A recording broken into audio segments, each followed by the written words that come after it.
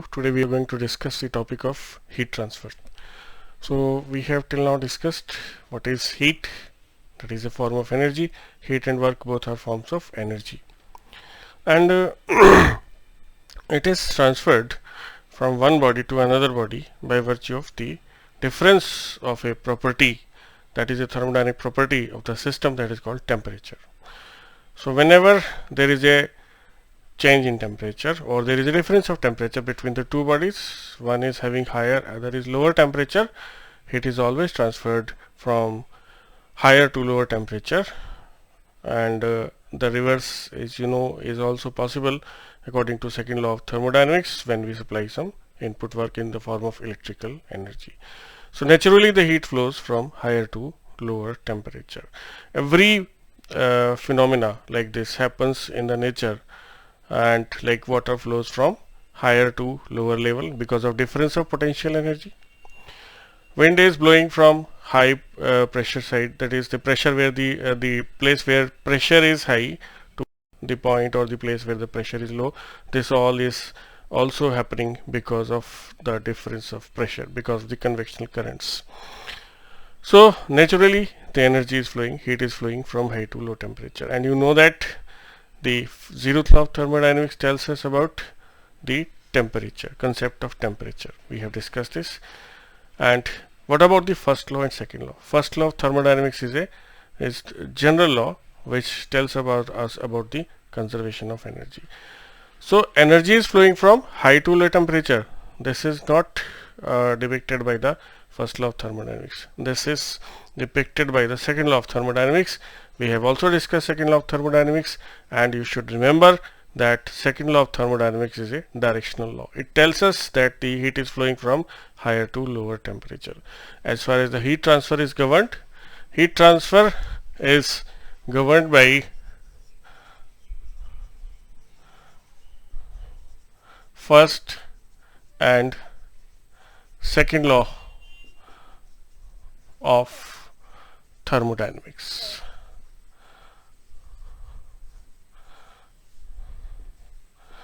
They both govern the phenomena of heat transfer. So as far as the heat transfer is concerned, there are three modes of heat transfer: conduction, then we have convection, and radiation. So first of all we are going to discuss the mode of conduction. So what happens in conduction? Suppose we have this rod made of some metal. Now this generally occurs in solids. The word generally is emphasized here. It does not mean that it is not going to occur in case of liquids or gases. Maybe in liquids or gases, but this is limited. Generally occurs in solids, and that too in metals.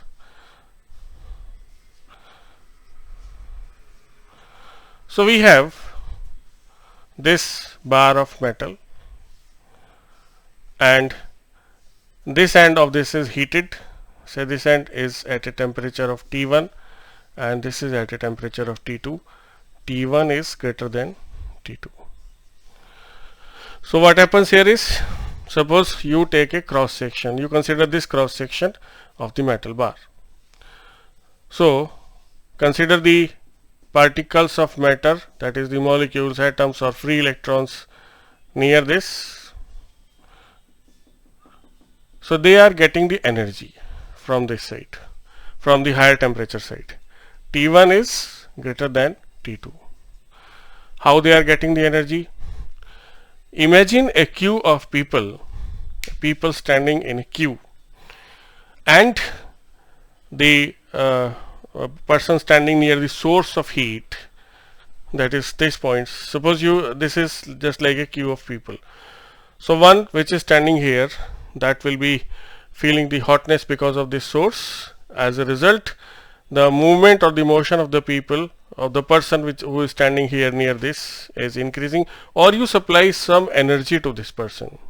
in any form, whether it is heat energy or any other type of energy. So you say that this person, what this person is going to do, this is going to transfer the energy to the next one in the queue, and so on. As a result, the energy supplied at this end will be reaching at this end.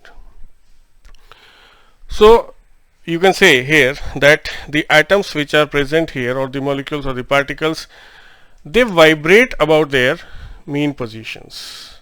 So they vibrate, they rotate,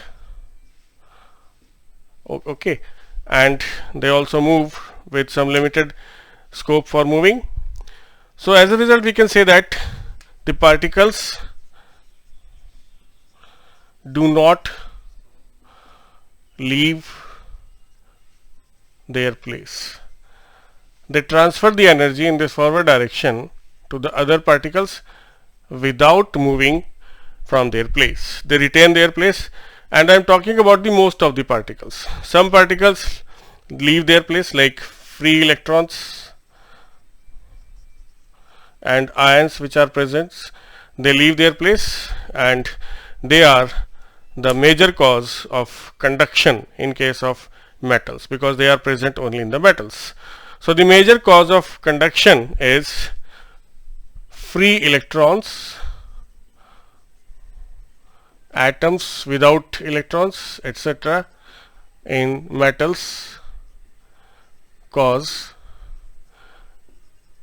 conduction of heat and electricity. So this is the phenomena of conduction. I am talking here about only one dimensional conduction. It may be two or three dimensional. Actually it is three dimensional. This is just our perception. So the heat is flowing because of the particles remaining at their place, and they are just transferring the energy to the next particle by vibration, rotation, etc. and the magnitude of these vibrations increases when the energy is transferred. Most of the particles retain their place. This is called conduction. Generally occurs in solids, but it is not necessary. Solids means mostly metals here. So mostly metals. So in case of gases and liquids also it is possible to some extent, but mainly in solids, and that too in metals. Now what is the law which is governing the conduction? Convection, radiation we will be discussing later on. The law of conduction. This is called Fourier's law.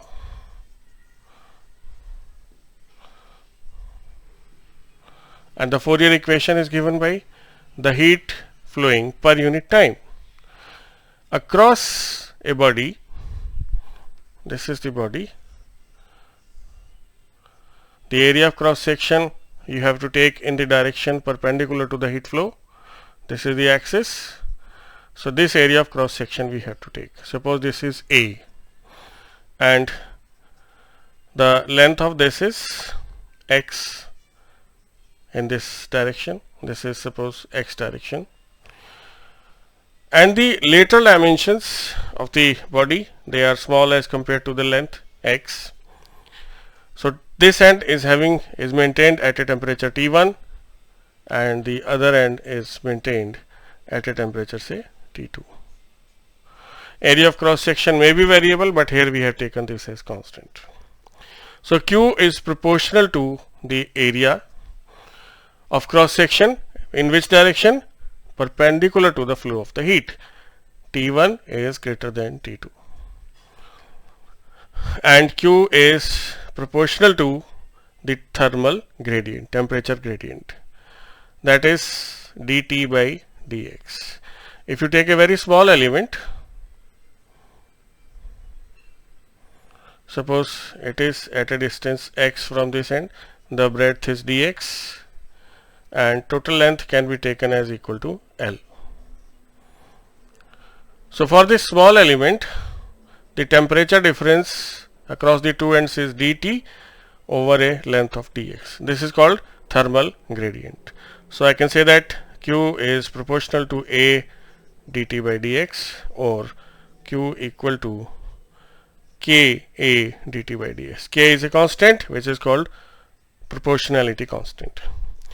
Now one thing here is important. K is called thermal conductivity.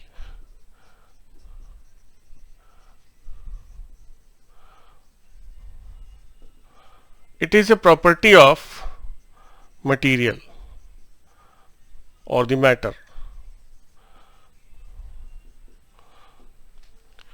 Now we put a negative sign here. What is the reason? The reason is that dt by dx is already negative. Why it is negative? The question is very important. Why dt by dx is negative? The answer to this question is, as we move in the direction, as I told you, by the analogy of the people standing here in the queue transferring the energy from one to another, what will happen?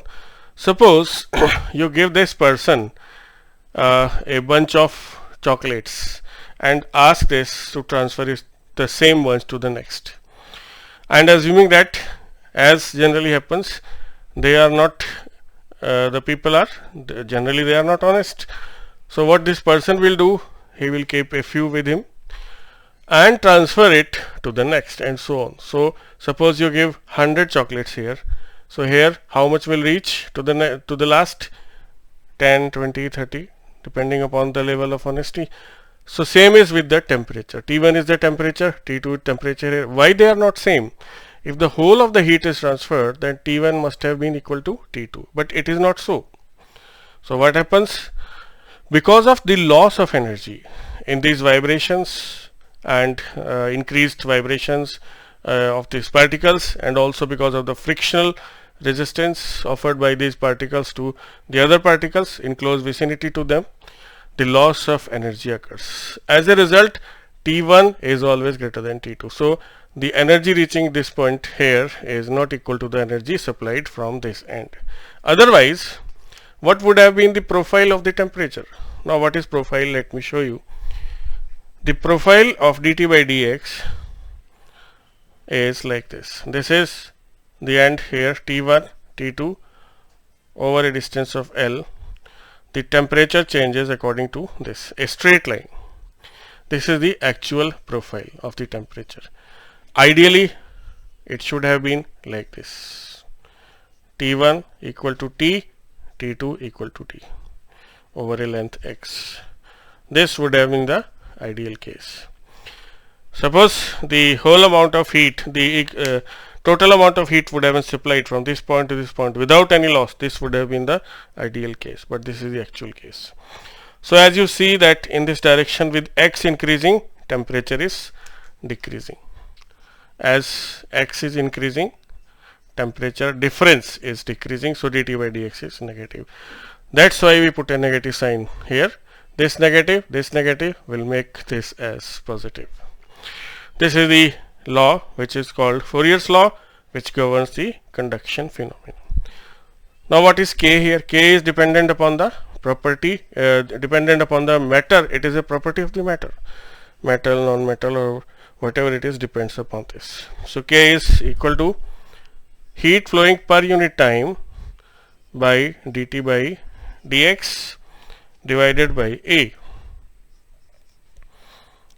So its unit is watt per meter square or watt per meter per Kelvin or joule per second per meter per Kelvin.